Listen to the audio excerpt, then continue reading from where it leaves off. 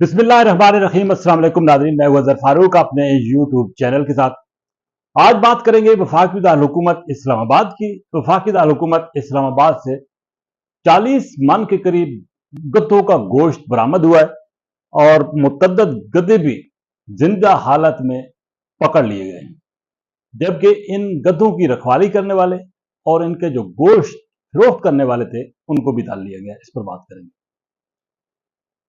लाहौर में तो पहले इस तरह के वाकयात पेश आते रहे हैं और मुख्तलिफ होटलों में गद्दों का गोश्त जो है वो वहां पर सप्लाई होता रहा है और मुतअद्दिद लाहौरिये गद्दों का गोश्त अनजाने में खाते भी रहे। इस हवाले से मुख्तलिफ माजी में केसेस सामने आए, गिरफ्तारियां भी हुई, लेकिन बाद में भी इस तरह के वाकयात पेश आते रहे और चोरी छपे लोग ये काम करते रहे। अब वफाकी दारुल इस्लामाबाद में पंजाब फूड अथॉरिटी ने इस्लामाबाद फूड अथॉरिटी ने अचानक छापा मारा और इस छापे के नतीजे में मालूम हुआ कि तरनौल के मकाम पर एक जगह, महफूज जगह थी, वहां पर 40 मन के करीब गद्धों का गोश्त मौजूद था। गद्धों की खालें भी बड़ी तादाद में वहां पर पाई गई और मौके से कुछ लोगों को गिरफ्तार भी किया गया। अब यह बताया गया है कि ये गद्धों की जो खालें हैं वो बैरून मुल्क बरामद की जाती थी, चाइना और कुछ और ममालिक में। लेकिन कहानी जो है वो ये नहीं है, इसके पीछे कुछ और भी अवामिल शामिल है। ये भी इल्जाम अब सामने आ रहा है कि गद्धों का गोश्त वफाकी दारुल के कुछ होटलों में भी इस्तेमाल हुआ है। ये इल्जामात की हद तक अभी बात है, हकीकत का उस वक्त इल्म होगा जब असल तहकीकात होंगी और उसके नतीजे में तमाम तर सूरत हाल सामने आएगी।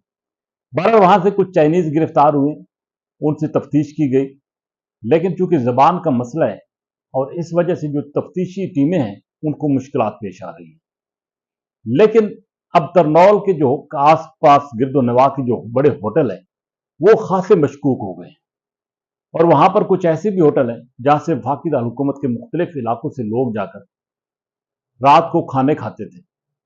और अब ये इल्जाम आ रहा है उन लोगों पर भी और उनको भी शक की निगाह से देखा जा रहा है कि शायद वो भी कहीं गोश्त ये इस्तेमाल ना करते रहे हों और ये गोश्त खाते ना रहे हों।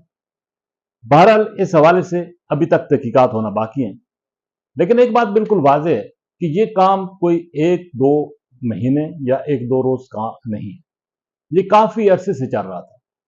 माजी में भी इस तरह के इल्जामात मुख्तलिफ होटलों पर आयद होते रहे और गिरफ्तारियां भी होती रही, लेकिन उसके बाद जो है ये मालूम नहीं हो सका कि उन गिरफ्तारियों को क्या हुआ, सजाएं क्या हो। लेकिन अब ये जो ताज़ा वाक़या पेश आया है ये इंतहाई अफसोसनाक है।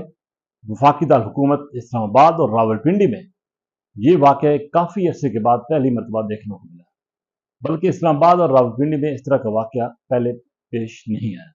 लाहौर में मैंने पहले भी कहा है कि इस तरह के वाक़यात पेश आते रहे। फूड अथॉरिटी जो है वो खा पंजाब की हो या वफाकी दारुल इस्लामाबाद की, वो सरगर्म अमल रही है, ना सिर्फ इस गोश्त के मामले में बल्कि वफाकी दारुल इस्लामाबाद और रावलपिंडी को जो दूध सप्लाई होता है वो रोजाना की बुनियादों पर तलफ किया जाता रहा है। इसके बावजूद फिर अगले दिन वही दूध जो कि मिलावट से भरपूर होता है वो दोबारा पकड़ा जाता है और फिर उसको तलफ किया जाता है। हफ्ते में 2-3-4 कार्रवाइयां जो है वो फूड अथॉरिटी की तरफ से होती हैं, लेकिन इसके बावजूद ये काम जो है वो रुक नहीं रहा, थम नहीं रहा। कुछ जो दूध फूड अथॉरिटी पकड़ लेती है, लेकिन कुछ ऐसा भी होता है कि जो बच बचाकर बीच के रास्तों से होता हुआ वफाकी दारुल इस्लामाबाद और रावलपिंडी में पहुंच जाता है और यहां पर लोगों को वो जहर आलूद दूध जो है वो फराम किया जा रहा है। मिलावट इस हद तक हो चुकी है कि हर चीज में ही अब मिलावट नजर आती है, लेकिन अफसोस इस बात का है कि मुख्तलिफ इदारे मिल जाते हैं, वक्ती तौर पर तो दिखावे के लिए ये वीडियोज भी बन जाती हैं, तल्फ करने के हवाले से खबरें भी सामने आ जाती हैं, लेकिन उसके बाद ये सिलसिला फिर भी जारी रहता है।